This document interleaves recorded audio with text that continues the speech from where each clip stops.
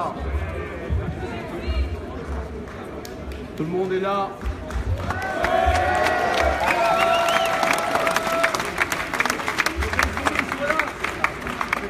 Évidemment, merci d'être là, nombreux, joyeux, fidèles.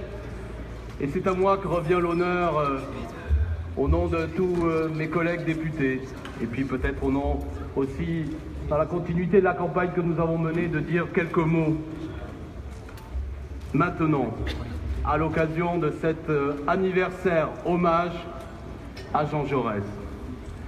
Vous savez bien sûr pourquoi vous êtes réunis.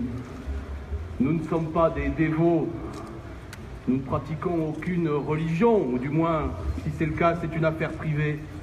Mais nous avons la fidélité à nos anciens, à ceux qui, avant nous, ont ouvert le chemin, parfois dans des pires difficultés.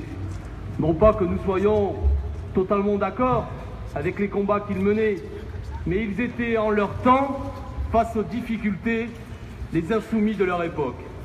Ils sont nombreux dans ce panthéon qui est celui de la France insoumise. Et Jean Jaurès, bien sûr, y occupe une place particulière. Chers amis, vous le savez, c'est le 31 juillet 1914 qu'à 21h40, Jaurès était là, dans un établissement qui s'appelait à l'époque le Café du Croissant. Pourquoi était-il là, Jaurès? Car il sortait des locaux du journal L'Humanité qu'il dirigeait, qui était juste à côté. Accompagné de 4 de ses camarades, journalistes aussi, personnalités du mouvement socialiste de l'époque, il prenait une pause après avoir écrit un article très important qui prenait position contre la guerre qui venait. Le jour même, Jaurès avait rencontré différents représentants du gouvernement et s'était opposé au discours belliciste qui montait depuis l'attentat de Sarajevo. La Russie s'armait, l'Allemagne également, et Jaurès, fidèle aux décisions des différents congrès socialistes et fidèle à ses convictions profondes, ne voulait pas que la France participe à cette montée des tensions et exacerbe les conditions d'une guerre qu'il prévoyait comme étant particulièrement meurtrière. Il s'en prenait à toutes ces têtes folles, comme il disait, et notamment les différents ministres qu'il avait rencontrés le jour même, pour dénoncer cette escalade de la violence. Le ministre qu'il avait vu l'après-midi même lui avait dit « Faites attention, Jaurès, les propos que vous tenez pourront amener à ce que vous soyez assassiné. » Il était donc 21h40, il faisait chaud, le 31 juillet 1914, et Jaurès, comme il avait l'habitude de le faire, est allé manger, soucieux bien sûr, discutant politique comme toujours. Il s'était placé dans un des lieux du café où il mangeait. C'était la fin du repas, les vitres étaient ouvertes car il faisait très chaud, et une main s'est glissée armée d'un revolver et a tiré 2 coups. Le premier a touché le crâne de Jaurès et l'autre est allé se ficher dans un des meubles en face. Il est mort quasiment sur le coup, à l'heure du dessert. Anecdote amusante, je la livre parce que je fais partie de ceux qui aiment bien, dans cet hommage rendu à Jaurès, manger tous les 31 juillet une tarte aux fraises. Car Jaurès était à l'heure du dessert quand il a été assassiné. Et il y a là une vieille tradition populaire qui mange tous les 31 juillet une tarte aux fraises pour rendre hommage à notre camarade. Donc il a pris une balle en pleine tête, il s'est effondré. Et ses camarades ont poussé ce cri, ils ont tué Jaurès. Vous connaissez tout cela, chers amis. Celui qui avait tiré le coup de revolver portait un nom qui était déjà presque une signature. Il s'appelait Raoul Villain. Jean-Luc Mélenchon me rappelait d'ailleurs que toute l'histoire, souvent de ceux qui ont assassiné les nôtres, porte des noms bien singuliers. Et me rappelait que celui qui avait tiré un coup de revolver dans la mâchoire de Robespierre s'appelait Merda.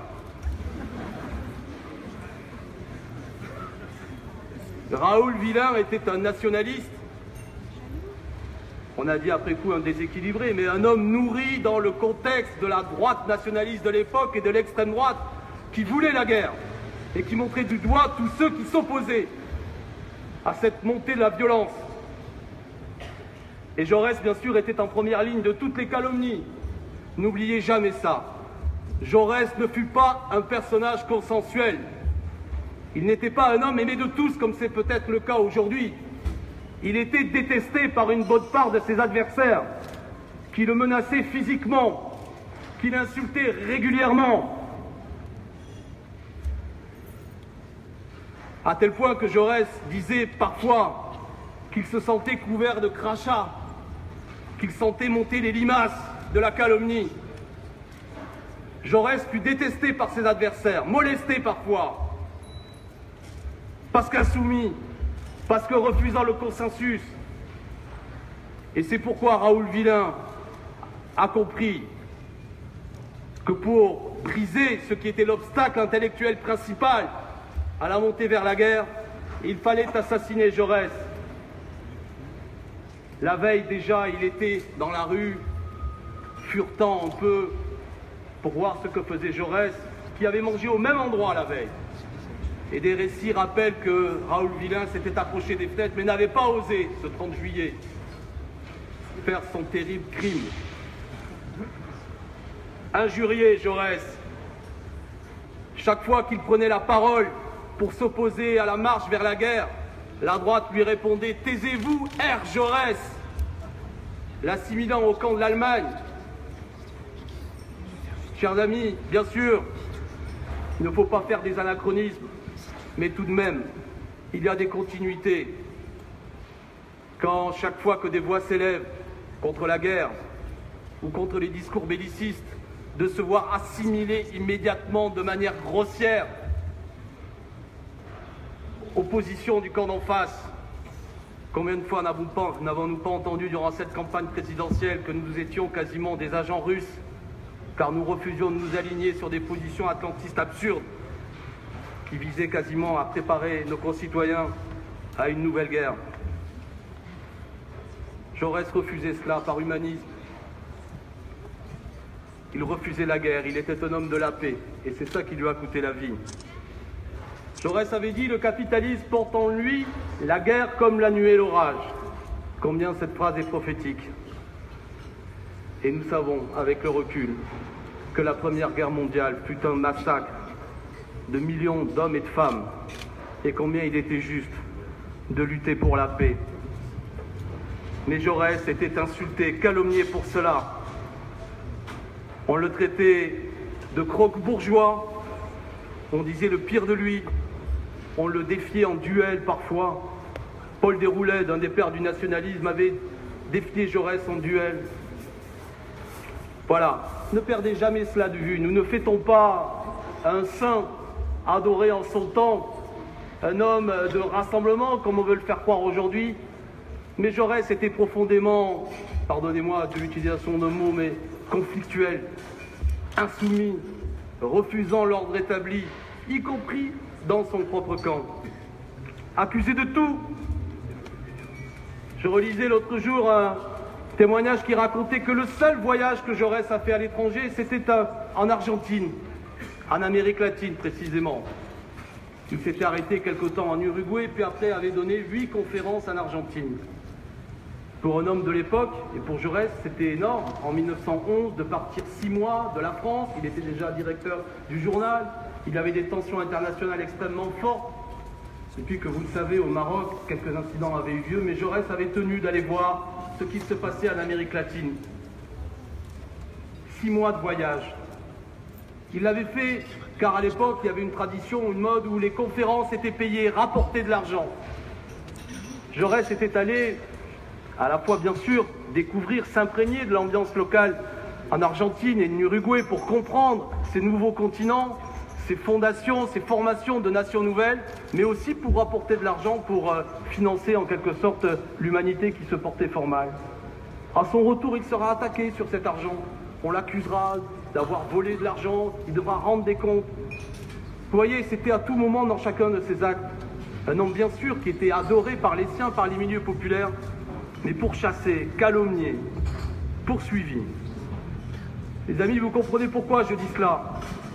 Pour bien comprendre qu'un combattant est toujours, quel que soit le temps dans lequel il agit, un révolutionnaire, un homme qui veut changer les choses, est un homme qui évidemment déchaîne des passions et qu'il ne faut pas s'inquiéter pour cela. Ces passions sont souvent la preuve que nous avançons et que nous dérangeons. Alors bien sûr, Jaurès, c'était l'homme du combat social. Un bourgeois au point de départ, un petit bourgeois qui aurait pu très bien rester l'universitaire du Tarn qu'il était. Mais il a fait le choix de l'engagement politique, d'abord en découvrant la question sociale. Jaurès fut élu, battu, réélu, rebattu. Dans un premier temps, élu en 1895, il avait 26 ans. Jeune député à l'époque, il était ce qu'on appelait un républicain opportuniste, pas du tout socialiste. Il fera son premier mandat à l'Assemblée nationale, placé à un endroit qui ne le situait pas nécessairement à gauche. Et puis il va découvrir la question sociale, notamment par la rencontre avec les ouvriers de Carmaux, le combat qu'il menait contre un patronat brutal, réactionnaire. Il sera battu après ce premier mandat, puis réélu, cette fois-ci comme socialiste. Le mouvement socialiste, je le dis au prix des pires anachronismes, mais je l'assume, était le mouvement des insoumis de l'époque face aux républicains et aux radicaux qui étaient les représentants des forces traditionnelles. Jaurès sera de cela, un militant ouvrier, bien sûr avec son statut particulier, il n'était pas ouvrier lui-même, mais aux côtés des ouvriers, en lutte, toujours les défendant, même quand il y avait, au cours des mobilisations et des grèves, des actes de violence des ouvriers qui étaient en réaction aux brutalités qu'ils subissaient. Jaurès aura toujours la boussole de dire qu'il ne confond pas la violence ouvrière, qui prend des formes particulières, évidemment saisissables, et la violence patronale, qu'il comparait en quelque sorte à une réunion de diplomates qui, sur un tapis vert, décident froidement, calmement, du sort de centaines d'ouvriers. Et Jaurès pointait du doigt cette violence patronale qui est considérée comme étant bien plus grave, bien sûr, que celle des ouvriers indignés qui cherchaient de façon maladroite, mais ô combien juste et digne, de se défendre. Là encore, c'est des enseignements pour le quotidien. À l'heure des chaînes d'infos, on peut montrer une femme et un homme déchaînés, enragés en quelque sorte par la situation injuste qui lui est imposée. Mais qu'est-ce que c'est comparé à la violence bien pire de ceux qui froidement, avec une forme là encore d'arrogance, décident du sort de milliers d'individus uniquement pour augmenter les profits et qui même parfois s'enrichissent de plus d'1 million d'euros pour avoir comme DRH supprimé des centaines d'emplois.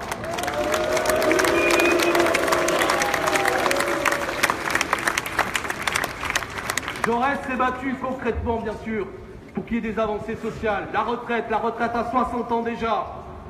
À 60 ans déjà, en 1910. Toujours d'actualité ce combat.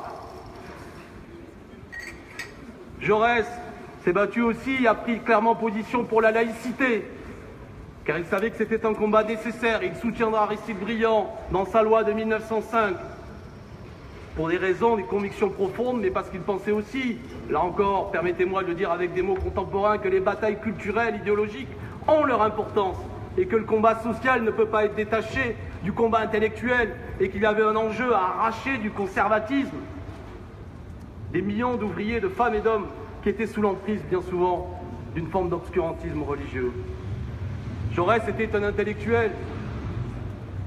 Combien c'est fascinant de découvrir à la fois ce militant, élu du Sud, prenant le train à une époque où ça n'avait rien à voir avec aujourd'hui, passant des heures dans des transports, allant à Paris, puis revenant, et en même temps en capacité de travailler, d'écrire encore. Et lorsqu'il est battu, pendant quelques années, pendant 4 ans, il se plonge dans la rédaction d'un ouvrage extraordinaire que je vous invite à lire encore aujourd'hui, l'histoire socialiste de la Révolution française, en 5 ou 6 tomes, une œuvre magistrale que tous les historiens de l'époque, à commencer par un homme qui s'appelait Hollard, et puis les autres, considérons cela comme une œuvre majeure à la bonne compréhension de la Révolution française.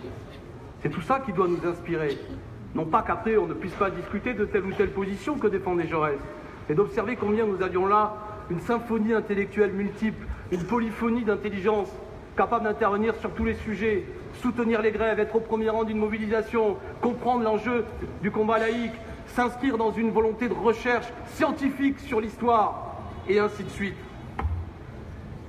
Et bien sûr, dans cette histoire socialiste de la Révolution française, quand la question sera posée, s'il fallait se positionner dans tous les personnages magnifiques que Jaurès nous fait découvrir par sa plume, il dira clairement qu'il s'assoit aux côtés de Robespierre. Comprenons l'import des Jacobins.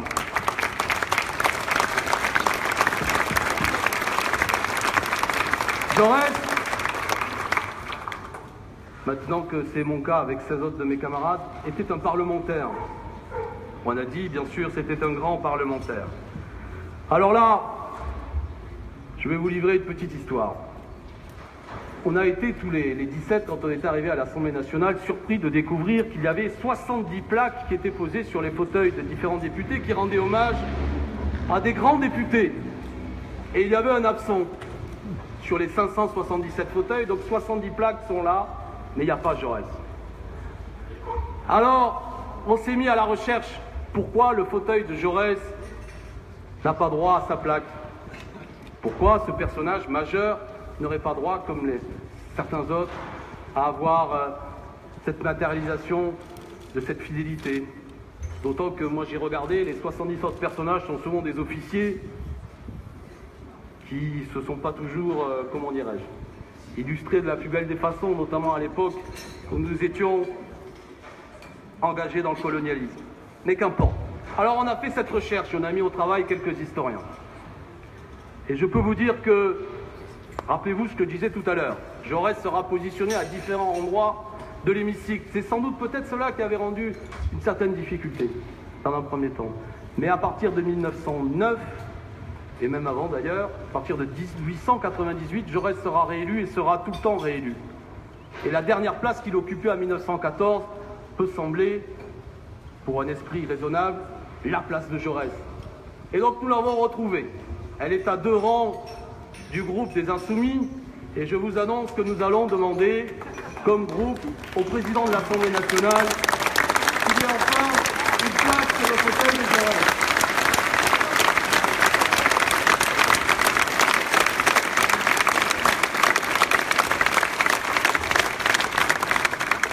La recherche ne fut pas très difficile, il n'y avait pas beaucoup de photos, mais il y en avait quelques-unes. On la voit, à l'époque on portait la barbe, beaucoup plus fournie que celle qu'on porte aujourd'hui.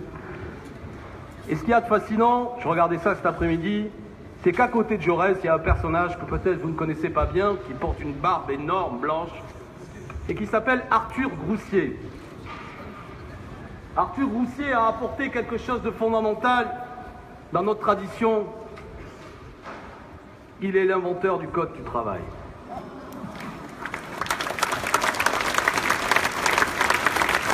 Voilà les amis, quand nous rendons hommage bien sûr à Jean Jaurès, il y a aussi le combat de celui qui était assis à côté de lui et qui a soutenu Jaurès, le Code du travail.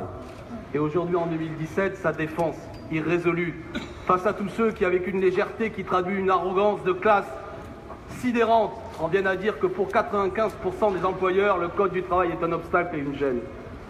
Non, nous, fidèles à nos anciens, à Groussier, à Jaurès et à beaucoup d'autres, nous luttons toujours pour qu'existe un Code du travail, une législation sociale exigeante, et nous ne lâcherons rien. Et c'est ça que nous avons fait, chers amis, ces dernières semaines. Et c'est ça que nous ferons encore.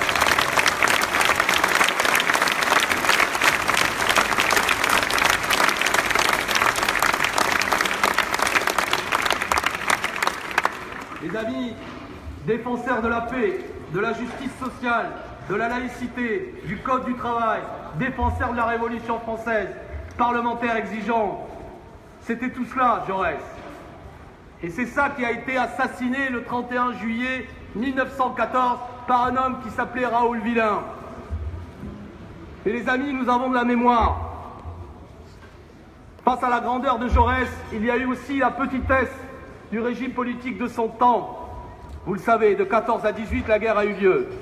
Et le procès de Jaurès aura lieu de l'assassin de Jaurès aura lieu en 1919. Et il est une tâche que nous n'oublions pas. C'est que ce procès sera un moment de manipulation historique, de honte de la Troisième République. Et dans un moment d'exacerbation nationaliste, on en viendra à dire que finalement, Jaurès ou Villain, c'était deux patriotes qui ne s'étaient pas bien compris, qui finalement auraient été d'accord, et que ce Raoul Villain, finalement, il n'avait pas si tort que ça, d'avoir empêché que Jaurès puisse faire entendre la voix du pacifisme. Et en 1919, Raoul Villain sera acquitté, et à ses dépens, la veuve de Jaurès sera condamnée. C'est ça le bilan juridique de la mort de Jaurès. C'est la veuve condamnée et Raoul Villain acquitté. Oui. Quelques jours avant, le 14 mars 1919, un homme, un anarchiste, qui s'appelait Émile Cotin, avait tiré quelques coups de revolver contre Georges Clemenceau. En disant cela, je ne défends pas la violence, c'est pas le sujet. Un coup de revolver avait blessé au bras Georges Clemenceau. Émile Cotin, l'anarchiste, pour avoir blessé au bras Georges Clemenceau, sera condamné à mort. Raoul Villain, pour avoir assassiné Jean Jaurès, sera acquitté. L'indignation que vous avez manifestée sera celle des ouvriers de l'époque. Et à l'annonce de ce verdict inique, il y aura, en mars 1919, la première grande manifestation des ouvriers dans Paris qui rompra avec le climat d'union nationale qui avait débouché sur la première, qui avait continué la Première Guerre mondiale. Je dis cela, les amis, pour que, bien sûr, la justice doit travailler. Et nous savons qu'aussi, elle peut être justice de classe. Et il nous faut toujours garder les yeux bien ouverts sur les décisions qui sont prises. Raoul Villain, pour terminer sur lui, pardon de dire les choses que vous connaissez peut-être, s'enfuira, partira du moins en Espagne, à Ibiza. Et en 1936, lorsque la guerre d'Espagne éclatera, un groupe de républicains espagnols l'arrêtera. Il participait finalement d'une manière qui reste à préciser, mais du côté des contre-révolutionnaires, et il sera fusillé par des républicains espagnols sur une plage d'Ibiza. Justice sera donc rendue. Voilà les amis, voilà qui était le Jaurès que nous saluons aujourd'hui. Il y aurait évidemment beaucoup de choses à dire, beaucoup d'ouvrages rédigés par Jaurès. C'était cet intellectuel, je le disais tout à l'heure, ce journaliste engagé, ce militant, constructeur de formes politiques, mais jamais théoricien aussi de la forme du parti que cela devait avoir. C'était un homme de mouvement, un homme de propagation d'idées.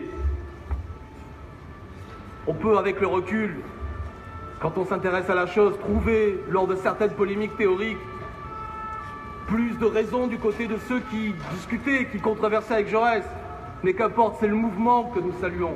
C'est cette insoumission que je signalais tout à l'heure, auquel il faut rendre hommage. Nous ne rendons pas hommage à un personnage figé, mais à quelqu'un qui, au contraire, s'était dressé en son temps, au risque de sa vie. Chers amis, nous sommes le 31 juillet, aujourd'hui 2017. Nous allons dans quelques minutes terminer cet hommage à Jaurès, je le crois, par notamment un dépôt d'une gerbe de fleurs. Mais je voudrais rendre un dernier hommage à un personnage qui lui aussi est mort un 31 juillet 1977. Il s'appelait Vital Michalon, militant écologiste qui s'opposait à la construction d'une centrale nucléaire à Cresse-Malville. Et une grenade d'un gendarme lui avait coûté la vie, un 31 juillet 1977. Ce nom peut-être ne vous dit pas grand-chose, mais je me permettais de vous le dire pour matérialiser combien aujourd'hui, ça n'est pas seulement au grand Jaurès que nous rendons hommage, mais à tous ceux qui se sont engagés, qui ont lutté, qui parfois au risque de leur vie ont défendu les principes d'un humanisme social, d'une république exigeante, d'une écologie réelle, d'une laïcité fraternelle. Tous ceux qui, quelles que soient les difficultés de l'époque, ont refusé de se soumettre au pouvoir établi parce qu'ils avaient une conviction personnelle que les principes qui les animaient passaient par le refus d'un ordre qui leur semblait injuste. On pourrait citer beaucoup d'autres noms, je ne le ferai pas. Mais voilà tout ce à quoi nous rendons hommage aujourd'hui. Les amis, j'ai été grave Mais c'est une fête que tout cela. Il faut être heureux de se dire aujourd'hui que, fidèles au combat de Jaurès, nous sommes toujours là, plus forts que jamais, j'ai envie de dire, fidèles à cette tradition, ayant réussi à passer à travers toutes les difficultés, et elles étaient nombreuses, et à faire en sorte que cette magnifique année 2017 se traduise non seulement par le score incroyable que nous avons réalisé à l'occasion de l'élection présidentielle, mais par l'entrée à l'Assemblée nationale d'un groupe de députés qui ne fera que croître, que grandir. Voilà, le vrai hommage à Jaurès, nous l'avons rendu durant cette élection présidentielle. Et l'hommage à Jaurès, c'est de continuer toujours à nous battre, à faire entendre nos idées, à convaincre. Et en cela, nous resterons fidèles à Jaurès et à jamais, quels que soient les coups de feu tirés par des nationalistes fous, nos idées ne pourront jamais être assassinées. Merci à tous.